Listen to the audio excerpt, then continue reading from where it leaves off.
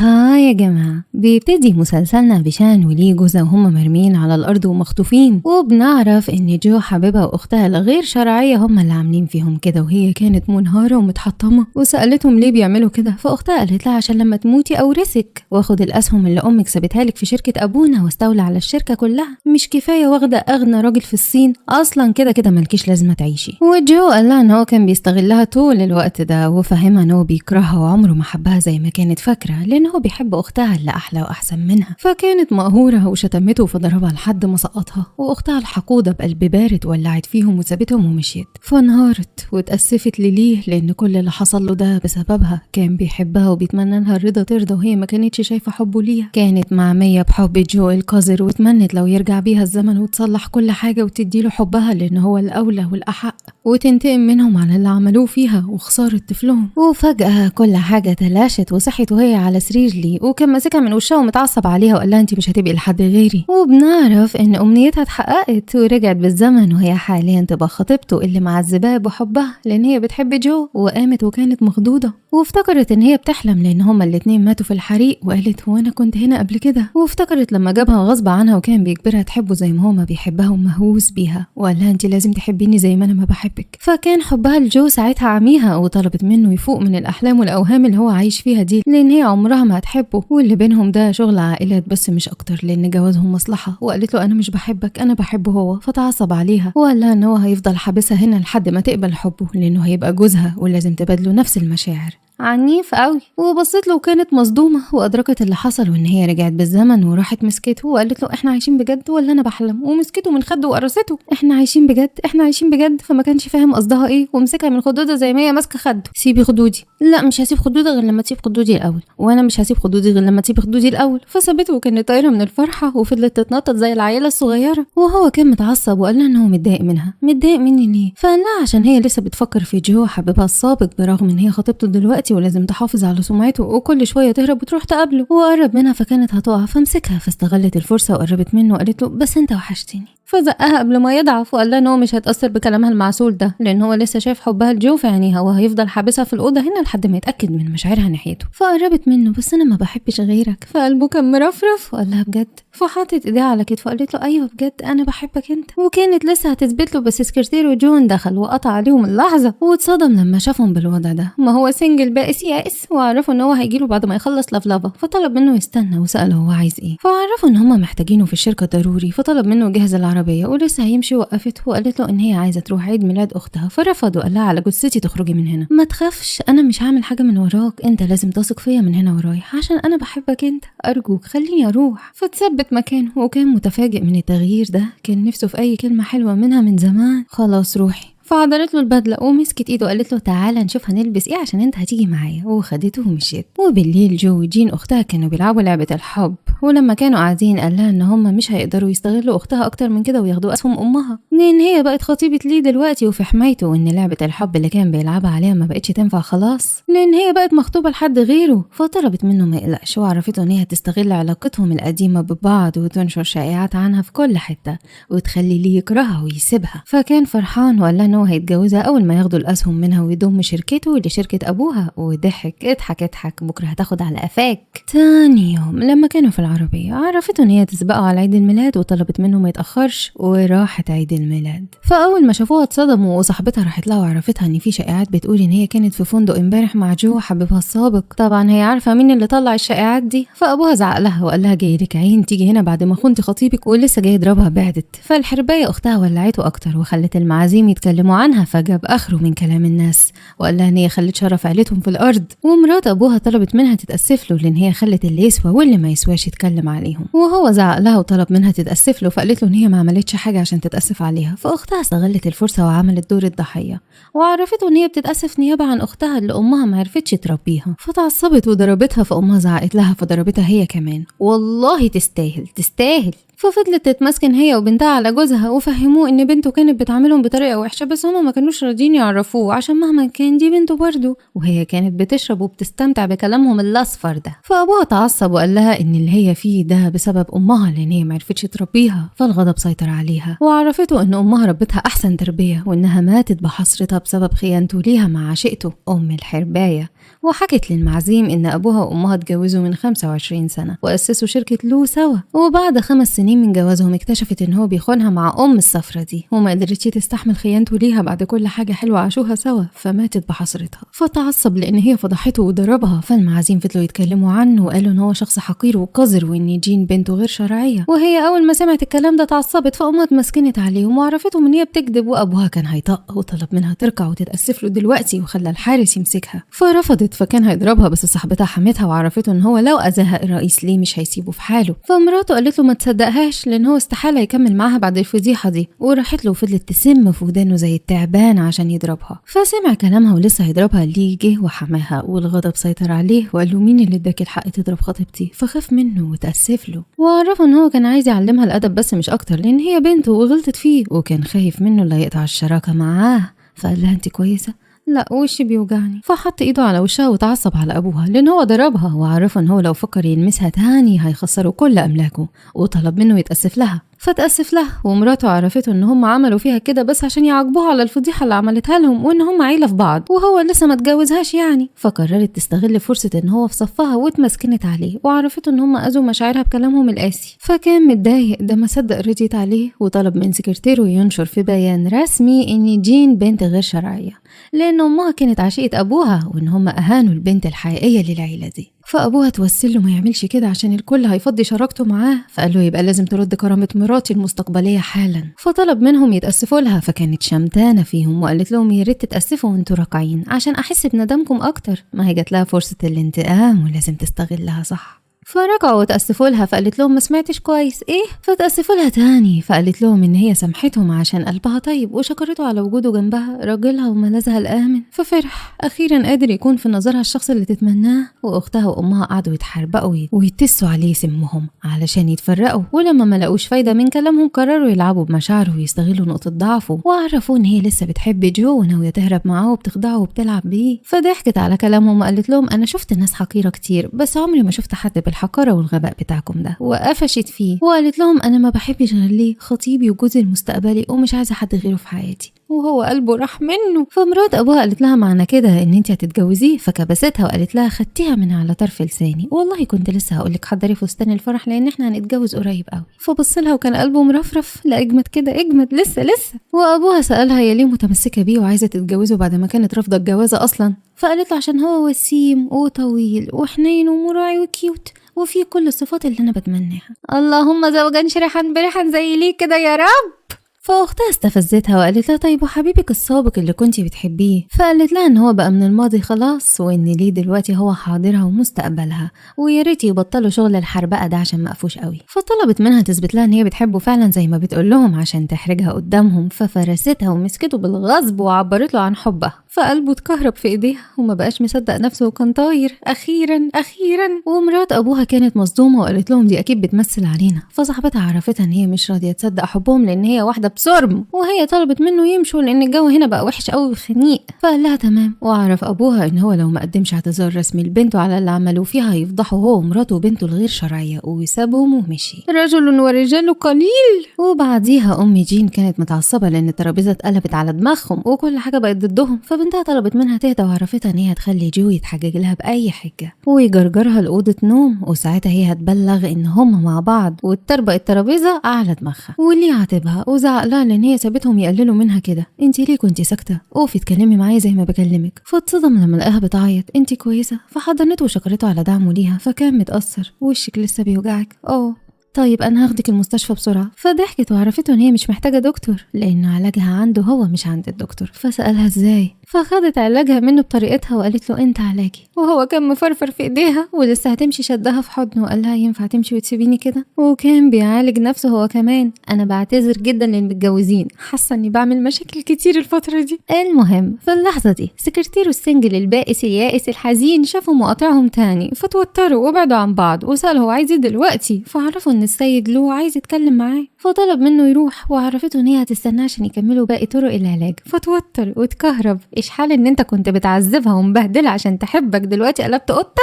وراح مع جون، وكانت واقفه مستنياه وبتتفرج على الورد، وجو راح لها، فاول ما بصت له افتكرت اللي عملوه فيها وكانت خايفه، وسألته هو بيعمل ايه هنا، فقال ان هو مشتاق لها ولمسها فبعدت عنه، فكالعادة بيكذب عليها انا لسه بحبك ومش قادرة اعيش من غيرك، ارجوك ارجعي لي. وطبعا هو بيعمل كده عشان يجرجرها زي ما جين قالت له، وهي شافتها وهي واقفة بعيد وفهمت ان دي خطة عليها، فقررت تسايره وتعمل خطة احلى، وعرفته ان هي كمان بتحبه، فطلب منها تطلع معاه اوضة وتثبت له حبها، فوافقت وراحت معاه. وجين كانت فرحانة لان هي فاكرة ان هي وقعتها في المصيدة، وبعديها دخلوا الأوضة ولما قرب منها بعدت، وعرفته ان دي اول مرة ليها عشان كده عايزاها تكون مميزة، فسألها عايزاها تبقى مميزة ازاي، فزقته وقربت منه وقالت له خلينا نلعب، وغمت له عينيه. وليه راح لأبوها وسأله هو عايز يتكلم معاه في ايه، فعرفوا ان هو ما طلبهوش اصلا فاستغرب. واختها جت عشان تنفذ الجزء الاخير من الخطة، وعرفته ان هي شافت اختها وجو داخلين أوضة سوا وكانوا في وضع مخل، فاتصدم، هي طلبت منه يثق فيها ودلوقتي بتخدعه،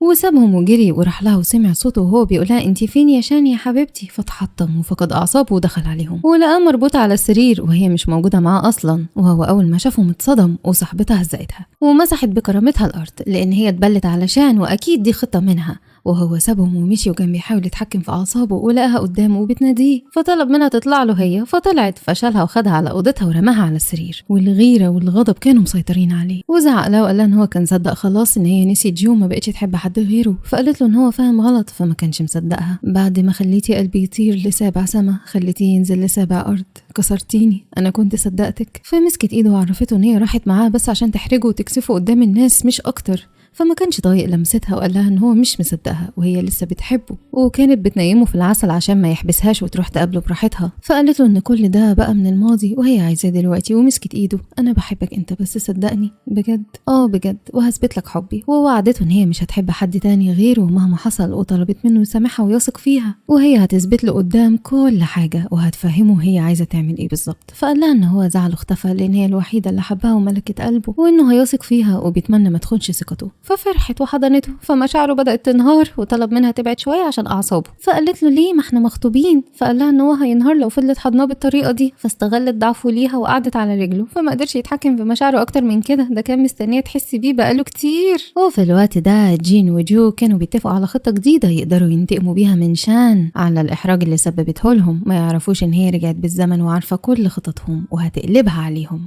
تاني يوم لما كانوا قاعدين بياكلوا ليه كان كتفه وجعه، فالسكرتير سأله ماله، فشان ضحكت فقال لها بتضحكي على ايه وانت السبب في اللي حصل لي امبارح، فقالت له هو انت كنت عملت حاجه امبارح، فحط الاكل في بقها عشان تسكت وما تفضحوش. وبنعرف انه في اللحظه الحاسمه امبارح بعد عنها وقال لها لما نتجوز الاول، عشان ايه، عشان رجل ورجاله قليل، فعجبته ان هي هتنام في حضنه طول الليل عشان كده كتفه كان وجعه. وبعديها شو قالت لها هو انت فعلا بتحبيه، فقالت لها ان هي بتعشقه وبتموت فيه وعايزه عمر على عمرها عشان تعوضه كل حاجه اتحرم منها معاها. وجو اتصل عليها وسالها هي فين، فقالت له ان هي في الكافيه بتاع الفندق وقفلت، فقالت لها مش انت لسه قايله ان انت بتحبي ليه وبس، فطلبت منها تستنى وتعرف هي ردت عليه ليه، وهو راح لهم فدلعت عليه واشتغلته، وعرفته ان هي دخلت الحمام امبارح لان بطنها وجعتها وهربت لما لقت ناس كتير عنده في الاوضه، فقال لها ان هو مش زعلان منها لان سلامها وامانها اهم حاجه بالنسبه له، وهي عارفه طبعا ان هو بيمثل عليها وكانت عايزه تجيب اللي في بطنها من كتر القرف، وقررت تعلمه الادب، وعرفته ان هي عايزه تروح تعمل شوبينج، فقال لها ان كل حاجه هي هتطلبها النهارده هتكون على حسابه، وهو ده اللي هي كانت عايزاه. ودخلوا محل مجوهرات فقررت تختار اغلى خاتم عشان تخسره اللي وراه واللي قدامه، وبعد ما لبسته مثلت ان بطنها بتوجعها وغمزت لصاحبتها وعرفته ان هي لازم تروح الحمام بسرعه دلوقتي، وسابوه ومشيوا. ومر الوقت والموظفه عرفته ان هي لازم تقفل، فقال لها تمام، ولسه هيمشي وقفته وعرفته ان الخاتم مع حبيبته، واتصدم لما سمع السعر وانه لو ما دفعش هتبلغ الشرطه، فتعصب وقال لها انت ما تعرفيش انا مين، فطلبت الشرطه وخدوه، وهم شافوه وفضلوا يضحكوا عليه، وصاحبتها عرفتها ان هي فخوره بيها لان هي قدرت تنتقم منه وتعرفه مقامه ولبسته في ربع ثروته. وبالليل روحت البيت وشافت السكرتير بيرص خواتم الجواز، فاول ما شافها اتخض وقال لها الرئيس اشترى كل الخواتم دي ليكي، فكانت مصدومه من كميه الخواتم دي وان هو طلب منه يسالها لو محتاجه خواتم تاني. وانا عايزه ارقع بالصوت واقول يا لهوي واقرب منها وقال لها ايه خدي حذرك عشان الرئيس قاعد فوق دلوقتي مستنيكي وشايط وعلى اخره. فعرفت ان هو عارف ان هي قابلت جو النهارده وطلعت له وقالت له ايه ريحه الشياط اللي انا شماها دي؟ فقال لها انا مش شامم حاجه. فقالت له ازاي دي الريحه دي جايه منك؟ وضحكت. فقال لها ان هو متعصب ومش فايق لها دلوقتي. فقربت منه وعرفته ان هي قابلت جو النهارده فكان غيران وقالت له ان هي قابلته عشان تحرجه وتعرفه ان هو ما يسواش وتنتقم منه. فبص لها واتقمص فقالت له انا بحبك انت بحبك. فما ردش عليها فقررت تستغل مشاعره وقلبه اللي بيضعف لها بسرعه ده ونامت له على السرير وقالت له مش هتيجي ونجيب مليجي؟ فارتبك وسكت. فشدته عليها وكانت عيونهم في عيون بعض. انا بحبك انت. وخدته على اخوانه فمشاعره انهارت قادره. ولما لقى نفسه هيفقد السيطره قام بسرعه وقال لها انا مش هقدر اقرب منك دلوقتي. ليه؟ لما نتجوز الاول. وفهمها ان هو مش هيقرب لها غير لما يتجوزوا الاول لان هو شاب وقور ومن عيله محترمه. فقربت منه. طب ما نتجوز دلوقتي. فقلبه رفرف بيضعف بسرعه وقال لها ده هيبقى اسعد يوم في حياتي وخدها في حضنه. وبعد مرور اسبوع جين راحت قالت لامها ان شان هتتجوز ليه. فاتصدمت وسالتها هي عرفت ازاي. فقالت لها ان هي بعتت لهم دعوه الزفاف والفرح النهارده وكانت على اخرها وعرفت ان هي عندها خطه هتدمر لهم سعادتهم للابد. وهو كان مستنيها واول ما دخلت اتسحر بجمالها وعيونه كانت بتطلع قلوب. اخيرا هتبقى ملكه اخيرا. وشالها ومشي بيها وكانوا طايرين من الفرحه. وبعديها لما كانت بتظبط مكياجها اختها راحت لها وحطت لها حبايه منوم من غير ما تاخد بالها وعرفتها ان هي مستغربه ان هي قدرت تتخطى حبها لجو بالسرعه دي وتتجوز ليه. ففهمتها ان الحب ده شيء لطيف وغريب وبيجي فجاه لانه ملوش ميعاد. وقالت لها على فكره انا عارفه ان انت على علاقه مع جو. وشربت الميه وحست بشعور غريب فتعصبت عليها وسالتها هي حطت لها ايه وفقدت وعيها. فكانت فرحانه لان هي وقعت في فخها وطلبت من جو يدخل وياخدها الفندق ويفقدها عذريتها ويصورها وكده هتمنعها تحضر الزفاف لان ليه ساعتها هيفتكر ان هي اتخلت عنه ويفضحوها بعديها بالصور وكده انتقموا منها اشد انتقام. ولما اتاخرت ليه استغرب وسكرتيره راح له وعرفوا ان هي اختفت فاتصدم وطلب منه يدور عليها في كل حته. ومرات ابوها ما صدقت وفضلت تلقح عليه بالكلام وان هي سابته وهربت مع جو حبيبها. واختها استغلت عاطفته وغضبه وعلت صوتها عشان يسمعها وقالت انا شفتها وهي بتركب العربيه معاه. فاتصدم وكان منهار ومقهور وحاول يتماسك لان هو واثق فيها هي مش هتعمل فيه كده. بس مرات ابوها الحربايه ما همدتش وفضلت تتكلم عليه عشان تعصبه اكتر وقالت له انا من رايي نلغي الزفاف. وهي فاقت واتصدمت لما لقت نفسها في عربيه جو وطلبت منه ينزلها فرفض وسرع اكتر. فمسكته وقالت له لو ما وقفتش العربيه هموتك. فزقها وقال لها ان هو مش هيوقفها وكان بيستفزها. فحاولت تشوش عليه عشان يوقفها فكان بيحاول يقاومها وما خدش باله ان في جدار قدامه وعمل حادثه. ومرات ابوها عرفته ان هو مش مضطر يفضل مستنيها كده لان هي مش هترجع له عشان هي اتخلت عنه. وطلبت منه يفوق من اوهامه ويواجه الواقع ويتقبل حقيقه ان هي خدعته ولعبت بمشاعره. فكان مقهور وفضل متحكم في اعصابه لحد ما دخلت عليهم. فبص لها بلهفه كان متاكد ان هي ما اتخلتش عنه اكيد كان عندها ظرف. وهي كانت مليانه جروح وما كانتش حاسه بالالم لان كل همها ان هي تلحقه وما يحسش ان هي اتخلت عنه. وافتكرت لما نزلت من العربيه وفضلت تجري باقصى ما عندها عشان تلحقه. وافتكرت لحظاتهم سوا وان هي لازم تكمل في انتقامها وتعوضه اللي راح. وراحت له فاختها اتصدمت وقالت لها انت جيتي هنا ازاي؟ فقالت لها اكيد فاجئتك لان انت كنت متوقعه اني مش هاجي بعد اللي عملتيه فيا. فنزلت وشها في الارض واتحرجت. فطلبت من الحارس ياخدها يطردها وهو بص لاصابتها وكان مصدوم وقال لها يلا نروح المستشفى بسرعه الاول. فرفضت وعرفته ان هي مش هتروح غير لما جوازهم يتم الاول. فالمسؤول طلب منهم يلبسوا الخواتم فصاحبتها ادت لهم الخواتم ولبسوها وكان طاير وحضنها. وجون حضن شو من الفرحه فبصت له وتوترت وبعدت عنه. انتوا لسه دوركم جاي ما تستعجلوش. وبالليل جون ضرب جو وعلمه الأدب عشان كلهم عرفوا اللي حصل وهم راحوا له. فجين كانت على آخرها لأنهم مكتفين حبيبها وعرفتهم إن هي هتبلغ الشرطة وهتحبسهم وهتندمهم على اللي عملوه فيهم. فضحكت وقالت لها بمناسبة الحبس أنا معايا مفاجأة ليكي. وخدت منه التليفون وفرجتها على الفيديو بتاعها لما حطت لها حباية المنوم وعرفتها إن هي هتحبسها بالفيديو ده. فاتصدمت ونزلت على ركبتها وطلبت منها تسامحها. أسامحك على إيه ولا إيه؟ وضربتها وفضلت تلطش فيها عشان تهدي النار اللي جواها. فتعصبت وزعقت لها زعق لها عشان زعقت لمراته حبيبته. فدلعت عليه وعرفته ان هي لسه متضايقه من اللي عملوه فيها. فامر سكرتيره يتخلص منهم ويرميهم في البحر. فقالت له ان ده انتقام سهل وطلبت منه يخليهم يسيبوهم في اعلى الجبل وهم بقى يبقوا يجوها مشي. فقال له انت سمعت مراتي قالت ايه؟ فخدوهم ومشوا، رجل ورجال قليل. وحطت ايديها على كتفه وقالت له شكلك نسيت ان النهارده ليله دخلتنا يا جوزي يا قمر انت. ففرح لما سمع كلمه جوزي، قوليها تاني كده، جوزي جوزي جوزي جوزي جوزي جوزي. فابتسم وشالها وكان مبسوط. وطلعوا البيت وكان بيعبر لها عن مشاعره الجياشه اللي كاتمها في قلبه لحد ما طلبت منه يوقف. قال لها ليه؟ انا مش عاجبك؟ فقامت وهو كان منهار وزعل وافتكر ان هو مش عاجب مراته حبيبته، وهي كانت بتندب حظها عشان ظروفها شرفت في يوم ما ينفعش تشرف فيه. وراحت له وكانت حزينه. مالك في ايه؟ الليله باظت، شرفت. وكانت بتعيط. لا يا حبيبي ما تعيطيش، ما تزعليش، تعالي. وقال لها ان هو هيعوضها لما تكون جاهزه. فقالت له انا هستنى التعويض ده بفارغ الصبر. وقعدته وقالت له طب ما تجيب بوسه طيب، ما تتهدي بقى. فحاول يتحكم في مشاعره، ما هو ما ينفعش، وطلب منها تهدى كده لانه اصلا على تكه ومسك نفسه بالعافيه. تاني يوم لما كانوا ماشيين وقفته وقالت له حبيبي انا نسيت شنطتي هروح اجيبها، وسابته ودخلت. فسكرتيره بص له بقرف وقال له بقى انت هيتقالك حبيبي؟ فقال له انت اكيد متغاظ عشان ما عندكش حد يقول لك يا حبيبي. وهي جت وسالته في ايه، فعرفها ان السنجل الحزين ده من كاد منهم علشان ما بيتقالوش حبيبي. فضحكت ومشي وجون كان هيطق.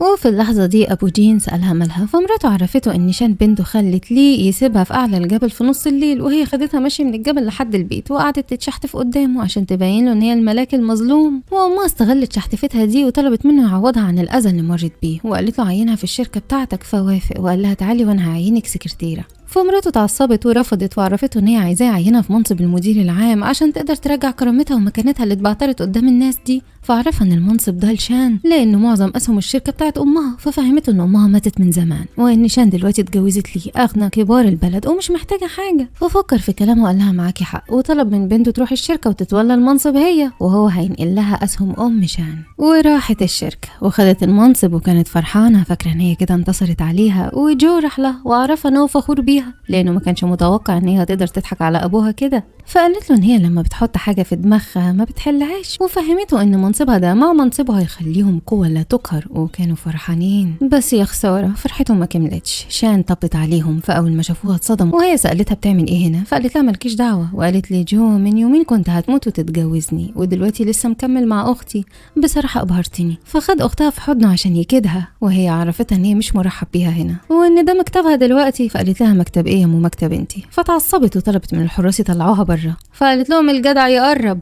فخافوا فتغاظت وعرفت ان هي ملهاش ان هي تمارس سلطتها هنا لان الشركه دلوقتي بتاعت ابوها وهي المدير. ففهمتها ان الشركه دي اتاسست على ايد امها. فشتمت امها ففقدت السيطره على اعصابها وضربتها. فجو اتعصب ولسه هيضربها ابوها جه وزعق لهم. فالحربايه اتمسكنت عليه وعرفته ان اختها متغاظه منها عشان هي تولت المنصب ده وهي لا. فتعصب وزعق لها. فكانت جابت اخرها خلاص وقالت له مين اللي اداك الحق ان انت تنقل منصب امي واسهمها لاختي؟ فاتصدم لان هي طلعت عارفه كل حاجه وهي عارفة طبعا كل ده من المستقبل. وقال لها أنا حر أعمل اللي أنا عايزه، أنا أبوكم. فادت له مستندات وعرفته إن مكتوب فيها إن هو عنده حرية التصرف في أسهم أمها لحد ما هي تتجوز، لكن بعد ما تتجوز كل الأسهم بتتحول لها هي. فاتصدم وسألها هي عرفت منين كل المعلومات دي وجابت المستندات دي منين. فعرفته إن أمها كانت عارفة إن هو هيطلع ندل وطماع وياكل حقها، عشان كده ادت لها المستندات دي قبل ما تموت. فكان مصدوم وتلكك لها بحجة إن هو عدى سنين كتير على المستندات دي وإن هي ما بقتش تنفع دلوقتي. وفهمها ان امها ماتت خلاص وان هو الوحيد اللي عنده حرية التصرف في الاسهم عشان هو الرئيس. واختها عرفتها ان ابوها اداها الاسهم دي والمنصب ده عشان هي اكفأ واشطر منها. نفسي ادخل اعجنها بايدي. واللي يجي عشان يقف معاها ويجيب لها حقها بالاتفاق. وزعق لها عشان هي غلطت في مراته حبيبته. وشاف المستندات وقال له مين اللي اداك الحق تنقل اسهمها لاختها؟ شكلنا هنتقابل في المحكمة. فجو عرفوا ان المستندات دي مش هتنفعه. فطلب من سكرتيره يلغي كل التعاون اللي بينهم وبين شركته عشان ابوها يعرف كويس مين اللي هيغرقه. فاتصدم وعرفوا ان هو مستعد يعمله اللي هو عايزه بس ما يلغيش التعاون ده لان كده كل الشركات هتلغي معاه عشان بيخافوا من ليه. وتأسف لها وعرفها ان هو مستعد يرجع لها الاسهم بتاعت امها وان هو كبير في السن وما تاخدش على خاطرها منه. فجين اتصدمت وقالت له طب وانا؟ فعرف ان هو هيديها وظيفة تانية في الشركة وكانت مقهورة ومنقوطة. وشان استغلت الفرصة وطلبت منه ان هي تكون سكرتيرتها فوافق وسابها لهم ومشي. ولسه هتمشي شان وقفتها وقالت لها شكلك نسيتي ان انتي بقيتي زي خدامتي. وطلبت منها تجيب لها الشاي فتعصبت واتقهرت وقالت لها لو ما جبتيهوش هطردك من الشركة. ولما جت تديها الشاي رمته عليها ومسحت بكرامتها الارض. فاتضايقت وسابتها ومشيت. وجو هيطق فراح وراها. روح يا اخويا روح ورا المحروسة روح. فاتدلعت عليه وقالت له شفت عملوا فيا ايه؟ فقال لها إنه هيفضل يساعدها في انتقامها وفي ظهرها مهما عملت، لأن هو واثق فيها حتى لو هي مش عايزة تحكي له تفاصيل. فقالت له مش هقدر أحكي لك دلوقتي، فاتقمص وقال لها معنى كده إن أنتي مش واثقة فيا؟ فمسكت إيده، أنا مش بثق غير فيك طبعا، لأن هو ضحى بنفسه عشانها لما موتوهم سوا وكان مرفرف، وعرفها إن هو هيسافر شغل وطلب منها تتولى أمور شركته لحد ما يرجع. أنت مش خايفة أبوظ لك الشركة وأخسرك اللي وراك واللي قدامك؟ فداك يا روحي، هعمل لك شركة تاني مخصوص تبوظيها وتلعبي بيها. يا بختك يا ست، يا بختك يا ست. فابتسمت وكانت طايرة من الفرح، وشو كانت نايمة على كتف جون من السهوكة اللي شايفينها قدامهم دي، وكانوا متأثرين، وهو نام على دماغها وبصلها وتوتروا وبعدوا عن بعض، وقلبها دقله وقالت على فكرة انت لطيف قوي، فابتسم وكان قلبه مرفرف. فليه قال لها توحشيني يا روحي، وانت كمان هتوحشني يا جوزي يا حبيبي. فابتسم وسابها ومشي. انا عايزة جوز دلوقتي، انا عايزة جوز دلوقتي. يخرب بيتك يا يوم مطرح ما انت قاعد. بالمناسبة يا جماعة ده يو الحقيقي، والفيديو ده متراقب، فمش عارفة اعبر. طبعا انتوا عارفيني عايزة اقول ايه، زقة واحدة منه بس وهتترحموا عليا. انا مغطية وشه عشان راجلي ما يتكشفش على حد، لسه شوية بيسلم عليكم وبيقول لكم بالراحة عليا لاني كيوت وقد كده اهو. هو معذور، ما يعرفش اني قوية ومفترية وباكل الحديد والزلط. يوه نسيت ان الفيديو ده متراقب. انا لو عليا افضل عاكس فيه لبكره، بس انا بتكسف. المهم بعدها لما كانوا قاعدين طلبت من شو تبعت الملف ده لجين بالغلط، فاتصدمت لما شافته وسألتها هي ليه عايزة تبعت مشروع جوزها ليهم، فعرفتها ان هي هتلعب معاها بطريقتها وتخسرها اللي وراها واللي قدامها. ففرحت وقالت لها ان هي هتروح تبعته وسابتها ومشيت. وجين كانت بتندب حظها لامها وعرفتها ان ابوها تخلى عنها في لمح البصر، فطلبت منها ما تقلقش، وعرفتها ان هي هتساعدها تاخد اسهمه وتخليها تسيطر على الشركه. والخادمه جت وكان معاها الملف اللي شان طلبته من شو ان هي تبعته لها، وعرفتهم ان الملف ده جه من عائله ليه هنا بالغلط، لان هم لسه فاكرين ان شان عايشه معاهم. فهما استغربت وهي خدته بسرعه وفتحته وفرحت لما شافت المكتوب فيه، وعرفتها ان الملف ده مليان معلومات مهمه تخص شركه ليه والمشروع الجديد، وان في مزاد هيتعمل بكره وهيتباع فيه اراضي معينه من مدينه الجنوب، وان الرئيس ليه محدد في الملف ده ارض معينه هيشتريها وهيعملها منتجع سياحي، والارض دي هتعمل له ثروه كبيره. وعرفتها ان هي تستغل الملف ده لصالحها وتشارك في المزاد وتشتري الارض دي عشان تكبر في نظر ابوها وتندمه على تصرفه معاها وتتولى الشركه وتخسر ليه وتخسر شان، وساعتها هو هيتخانق معاها ويطلقها. بس امها عرفتها ان هم معهمش فلوس عشان يشتروا الارض دي، فقالت لها ما تقلقيش انا عندي اللي هيديني. وطبعا هم فاكرين نفسهم اذكياء وما يعرفوش ان هم وقعوا في الفخ، لأن شان عارفة كل حاجة من المستقبل ورجعت عشان تغيره وعارفة اللي هيحصل بالتفصيل. وبعديها حكت لجو على الأرض اللي هم هيشتروها، وعرفته ان هم هيقدروا يجمعوا ثروة كبيرة من وراها بعد كده لما يبيعوها، وطلبت منه يدخل معاها شريك فوافق، وعرفها انه هيفضل معاها للنهاية. فشكرته على وجوده جنبها ودعمه ليها وحضنته. جوز حرابيق عايزين الحرق. وبالليل شان وصاحبتها كانوا فرحانين وبيحتفلوا عشان قدروا يوقعوهم في الفخ. تاني يوم لما كانوا واقفين قدام المزاد، جين قالت لشان لو محتاجة أي حاجة قوليلي، أنا عندي خبرة أكتر منك في الحاجات دي. فعرفتها إن هي مش محتاجة منها حاجة، وطلبت منها تبعد عنها وتحل عن سماها بقى عشان الصداع، وسابتهم ومشيت. فكانت هتطق وقالت له يلا عشان نلحق. وبعديها المسؤولة عرضت قطعة الأرض اللي ليه كان هيشتريها لمشروعه، فما صدقت وعرضت عليها 9 مليار. فواحد عرض 12، فعرضت 13، فشان عرضت 14، فتعصبت وفضلوا يعلوا على بعض في السعر لحد ما قالت 20. فالمسؤولة عرفتها ان هي كده اللي خدت الارض، فكانت فرحانة لان هي فاكرة ان هي كسبتها وما تعرفش ان هي وقعت في فخها، وقالت لها مهما عملتي مش هتقدري تغلبيني. فعرفتها ان هم لسه في بداية المزاد، وطلبت منها تستنى بس وتشوف مين فيهم اللي هيغلب التاني. والمسؤولة عرضت قطعة الارض اللي في الشمال، فشان عرضت عليها 6 بس. فالناس اتصدموا وفضلوا يتكلموا عن الارض دي لان هي في حته مقطوعه وبعيده عن المدينه، وقالوا عليها ان هي ما عندهاش كفاءه، وان الرئيس ليه جنى على نفسه لما اختارها تتولى امور شركته بداله. فجو ضحك وكان شمتان فيها. وبون قال لها لو اشتريتي الارض دي الشركه هتخسر كتير، فطلبت منه يثق فيها لان هي عارفه معلومات ما حدش عارفها غيرها، وهي اللي خدت الارض في الاخر. فجين فضلت تضحك عليها وقالت لها بصراحه انا ما توقعتش ان انت تكوني غبيه وتشتري ارض زي دي، اكيد ليه هيطلقك عشان الخساره اللي انت هتتسببي له فيها. وفي اللحظه دي كلهم وصل لهم رسائل من جروب المزاد، وكان مكتوب فيها ان مدينه الجنوب هتوقف البناء لان اراضيها بارت بسبب التلوث المفاجئ اللي حصل لها، وان الشمال هتشتغل بدلها. فاتصدمت، وصاحبتها كانت فخوره بيها وسالتها هي عرفت منين ان الجنوب هيقف. فافتكرت لما شافت بالصدفه الخبر في المستقبل، واستغلت النقطه دي عشان تنقذ شركه جوزها وتنتقم لنفسها وشها وقالت لها ده سر، وضحكت وهي ما كانتش قادرة تصدق ان هي خدت على قفاها ومسكت التليفون عشان تشوف الخبر بنفسها واتصدمت، وجو اتعصب وقال لها يا ريتني ما مشيت وراكي. فراحت قعدت عندها وفضلت تلقح عليها بالكلام هي وصاحبتها عشان تضايقها اكتر، فتعصبت وقالت لها انت اللي ورا كل ده صح، فعرفتها ان هي ظلماها وقالت لها يا ريت بقى تبطلي ترمي بلاكي على غيرك. فجابت اخرها ولسه هتضربها، جو وقفها وهزقها ومسح بكرامتها الارض وقال لها انا مش عايزه اشوفك تاني، انت خسرتيني، وسابها ومشي. اوبا، من حفر حفرة لأخيه وقع فيها. ففرحت فيها لان هي خسرت كل حاجة وقالت لصاحبتها يلا، ولسه هتمشي منعتها وقالت لها انا هقتلك، وهجمت عليها فزقتها وكانت هتطق، وعرفتها ان هي هتعلمها الادب وهتخليها تتمنى الموت كل يوم.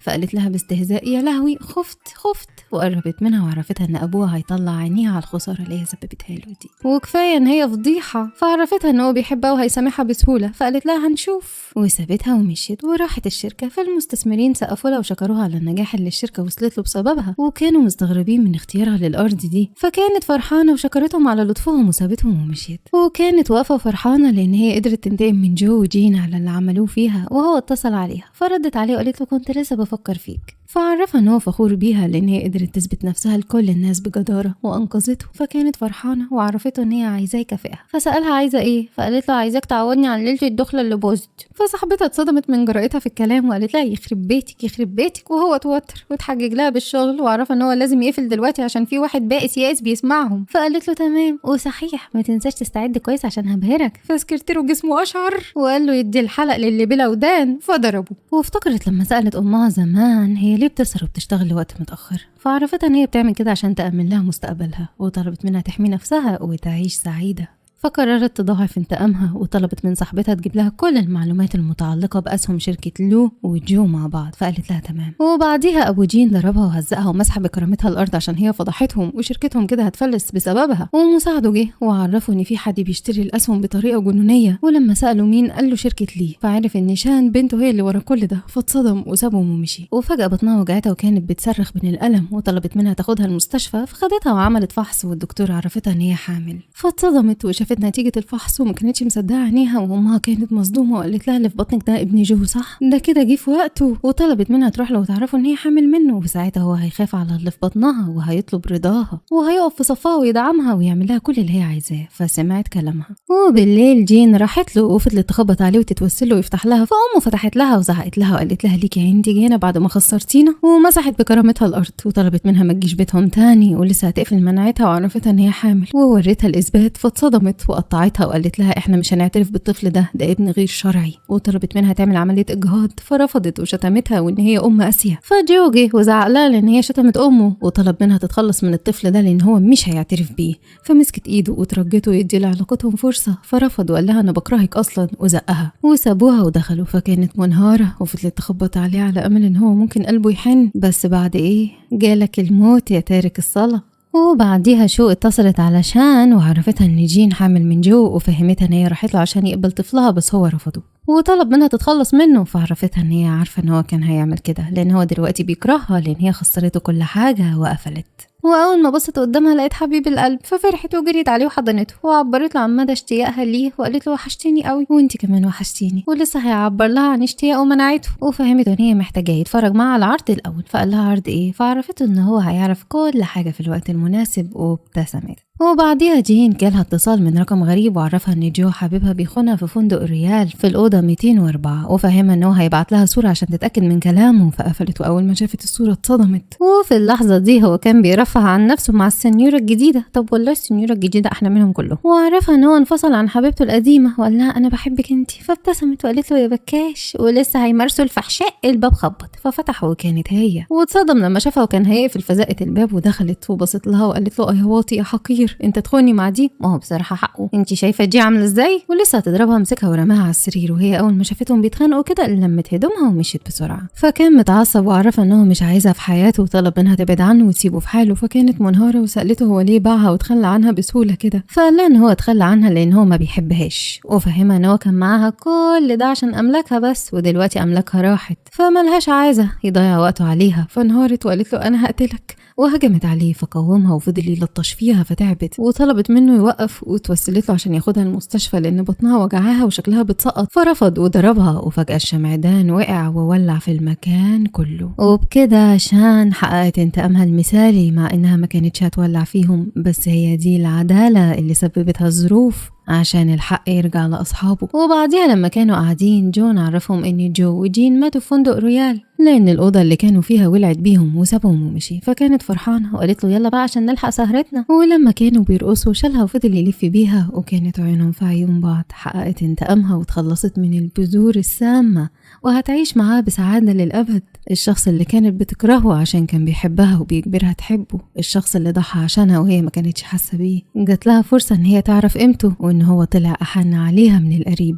ولما كانوا قاعدين قالت له هو انا اللي عملته في جين وجو ده غلط، فعرفها ان هي مش غلطانة لان افعالهم القذرة هي اللي وصلتهم للنهاية دي. وسألها هي ازاي دبرت امر البنت اللي كانت معاه، فقالت له انت اللي قلت لي اصلا، فاتصدم ازاي. فحكت له ان هي رجعت بالزمن وانه عرفها في يوم ان جو اللي هي متمسكة بيه ومش راضية تقبل حبه عشانه بيخونها مع واحدة في فندق رويال في أوضة 402، وهي استغلت كل حاجة عاشتها في المستقبل عشان تنتقم بيها منهم، وان هي عرفت قيمته لما شافته ميت جنبها وضحى عشان ينقذها، وقد ايه كان بيحبها وهي ما قدرتش الحب ده. وقالت له شكلك مش مصدقني صح؟ فقال لها لو العالم كله ما صدقكيش انا الوحيد اللي هصدقك. فقربت منه حيث كده بقى شكلك نسيت ان احنا محتاجين نعوض ليلة دخلتنا، وكانت هتقع فمسكها فهمست له بحبك عشان تجننه اكتر. فقال لها وانا كمان بحبك. فمسكت وشه وقالت له انت وسيم وفتك كده ليه، وفضلت تعاكس فيه فما قدرش يقاومها اكتر من كده، مراته حبيبته. تاني يوم العريس صحي فاتصدم لما لقاها قاعده وبصله وكانت بتتامله وتوتر وبعد بسرعه وقال لها صباحيه مباركه يا عروسه. ايه ده بتقولها لي حاف كده من غير بوسه ولا حضن، وهجمت عليه واقتحمت مشاعره. وبتمر الايام وكان بياكلها وبيهزروا مع بعض فاتقمصت وسكرتيره جه وعرفهم ان هم اخيرا استولوا على شركه جو وشركه ابوها، فسالته عن حال ابوها فعرفها ان حالته ساءت بسبب الديون اللي اتراكمت عليه وان الدائنين مش سايبينه في حاله، ومرات ابوها اتجننت بعد ما بنتها ماتت في الحريق ودخلت مستشفى المجانين وماتت امبارح. فكانت فرحانه لان هي قدرت تنتقم منهم كلهم وطلبت منه يروح معاها تزور امها. وبعديها لما كانوا عندها قالت لها انا اتجوزت شخص مخليني اسعد واحده في الدنيا، وعرفتها ان هي انتقمت لها من عشيقه ابوها وموتتها بحسرتها زي ما خلتها تموت بحسرتها من ابوها، وانتقمت من ابوها نفسه ومن كل شخص تسبب في اذيتها، وهو وعدها ان هو هيهتم بيها لحد اخر يوم في عمره. فابوها جه عشان كان حاسس بالندم اتجاه امها وجاي يعتذر لها وتاسف لها هي على كل حاجه وحشه عملها معاها، وطلب منها تسامحه هي وامها. فكانت متحطمه ومقهوره وقالت له عايزني اسامحك ازاي بعد ما موتت امي بحسرتها. فقال لها ان هو عارف انه اذاها كتير وحاسس بالندم دلوقتي، وطلب منها تسامحه وتديله فرصه تانية يثبت لها فيها ان هو بقى شخص تاني. فرفضت فركع وترجاها تسامحه، فكانت منهاره وطلبت منه يعتذر من امها الاول، وفضل يتاسف لامها على اللي عملوا فيها فتاثرت وعرفته ان هي سامحته وسابته ومشيت. ولما كانوا ماشيين فقدت وعيها فمسكها وكان خايف عليها وخدها البيت بسرعه، وبعديها فاقت وسالته حصل ايه، فالدكتور قال لها مبروك انت حامل، وقلبها كان مرفرف. وكده طفلها اللي هي خسرته رجع تاني وقالت له اخيرا هتبقى اب. فبصلها وانتي هتبقي ام، هتبقي احلى ام في الدنيا كلها، وحضنها وكانوا مبسوطين. وبعد مرور 7 سنين ابنهم ليشان كبر وبقى عنده 6 سنين ودخل الشركة وكان ماسك مكان أبوه وأمه عشان بيقضوا ذكرى جوازهم ال7 مع بعض وبيربحوا وبيمرحوا. وقال لهم يلا عشان عندنا اجتماع، التوتي صغنوني قد كده اهو. وبون سأل جون بقى حتة الزبلة ده يعمل اجتماع واحنا رجالة طول بعرض اللي بننظم له الاجتماعات؟ فقال له الدنيا حظوظ انت وحظك. وشو مراته حبيبته نادت عليه فرح لها بسرعة واطمن على طفلهم وقال لها يلا نروح يا حبيبتي، ومشوا. يا روحي دول اتجوزوا كمان. واللي وشان كانوا بيتصوروا صور ذكرى زواجهم ال7 وكانوا فرحانين وبيعملوا ذكريات جديدة ومبسوطين ومتهنين وبيلفلفوا مع بعض. ايه الجوز الحلو ده، ايه الجوز القمر ده. وبنعرف ان الانتقام انواع، والافضل الانتقام اللي بيفتح باب لحياة جديدة وبيرد فينا الروح، لأن الحق حق ولازم يرجع مهما عدى عليه الوقت. وخدي اللي يحبك ما تاخديش اللي بتحبيه، اللي بيحبك هيفرش لك الأرض ورد وهيدوس معاكي على وش اللي يضايقك ويجيب لك حقك، ومش هيسمح لحد يقرب منك حدا. ولحد هنا بينتهي مسلسلنا. كانت معاكم سيا. لو عجبكم الفيديو ما تنسوش الاشتراك في القناة وتفعلوا الجرس واللايك عشان يوصل لكم كل جديد. ودي قناتنا لملخصات افلام ومسلسلات الانمي، قناة شيلا تشان، فما تنسوش تشتركوا في القناة وتفعلوا الجرس. ودي قناة ملخصات نور لملخصات الافلام والمسلسلات الاسيوية الرومانسية والحصرية، وحط لكم روابط القنوات في الديسكريبشن. اشوفكم بكرة.